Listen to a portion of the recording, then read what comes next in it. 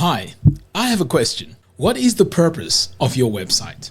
Now, the reason why I'm asking you this is because websites must have a purpose. Otherwise, they're just purely pieces of code which do not do anything for you. What do you want to achieve with your website? Or rather, why do you want to even learn web design? Now, you see, these questions are very important because they are going to help you decide what you're going to do around the web design field. You see, when I started learning web design, I used to be excited that I have something that I've put online. This is going back about 10, 12 years ago.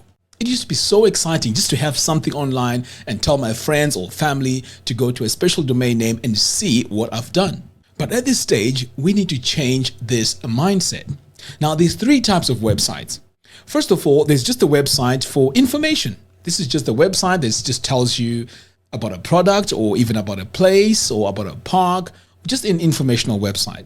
The second type of website is a lead generation website. Now, this is a website where you gather all your information to later market to those people that have signed up. And then finally, you have a website that makes you money. This is a website which has e-commerce where you are selling products or services, and this website is capable of doing all these transactions seamlessly.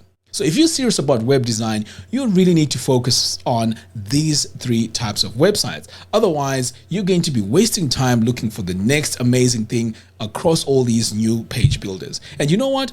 These page builders, they're very, very smart in letting us want certain features that this page builder has, and then we switch, we go to another one because it has this feature.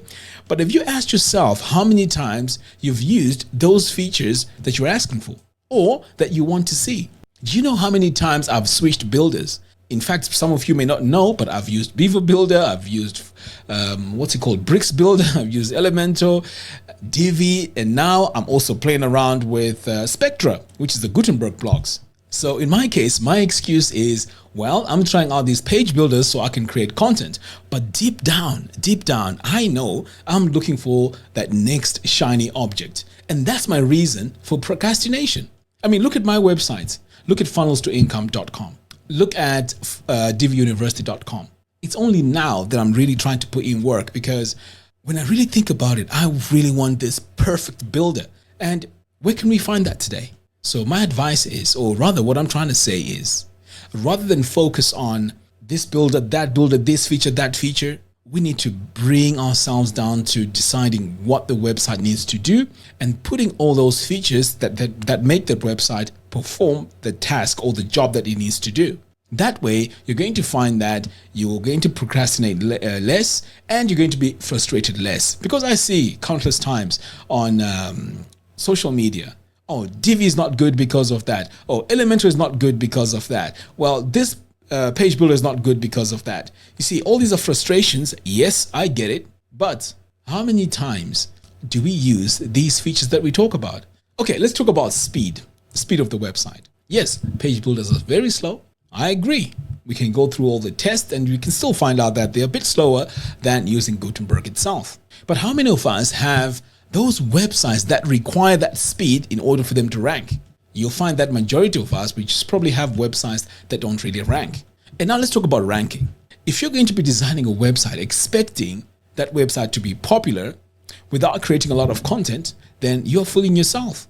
Blogging itself is so difficult unless you find a special niche or you highly optimize your web pages. And even by doing that, you're going to need a lot of backlinks from authority websites in order for your websites to really rank. So this leaves us with content creation.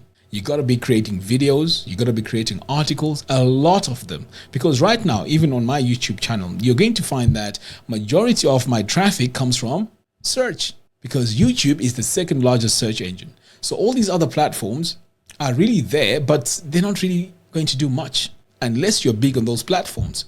So a website on its own does not really tick all the boxes. First of all, you're going to need a starting point, which is your page builder.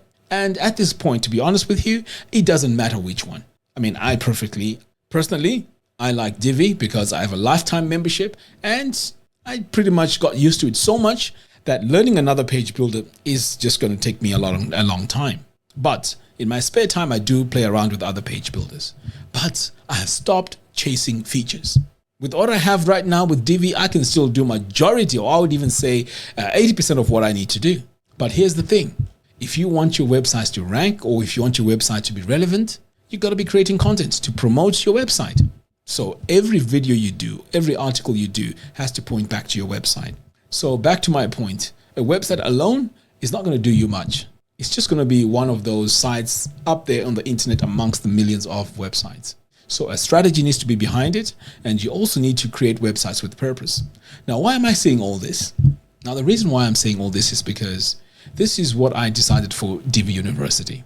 Divi University is going to be a platform for websites with a purpose. Membership websites, e-commerce websites, websites that sell digital products, websites that sell services, and so on, rather than me just focusing on how Divi works. But not only that, the other focus is there are key things that make a website work when you look at it. And it's the colors, it's the copy, it's the layout. So this means we have to know how AI works on these platforms. We have to know how color works. So these are the sort of things I need to focus on. And this also leads me to the next point, which is I've decided to really wait for Divi 5. It's a very long time away. This could be maybe a year and a half, or maybe even 2 years. So we might as well start learning how to use colors, how to design websites with functions. Anyway, guys, I thought maybe I will just get this off my chest. Let me know what you think in the comments box below. Until next time, thanks for watching, and I'll see you in the next one. Take care. My chest is clear.